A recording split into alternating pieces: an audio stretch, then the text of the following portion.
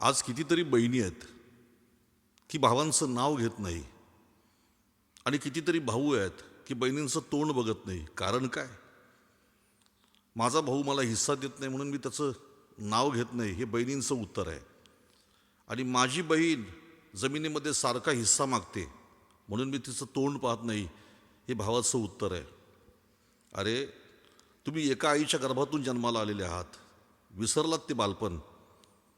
जेव्हा तुझ्या बहिणीला कुणी काही बोलला तर वाघासारखा तिच्या पाठीशी खंबीर उभा राहत होता.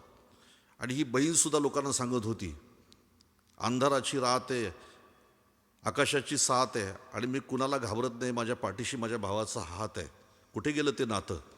म्हणून माझी विनंती आहे दोघांनाही, उद्या रक्षाबंधन आहे, नारळी पौर्णिमा आहे, बहिणींनी जायचं, भावाला राखी बांधायची आणि भावाने सुद्धा जास्त अहंकार न करता मुकाट्याने राखी बांधून घ्यायची आणि प्रेमाने आपल्या बहिणीला ओवाळणी द्यायची आहे. लक्षात ठेवा.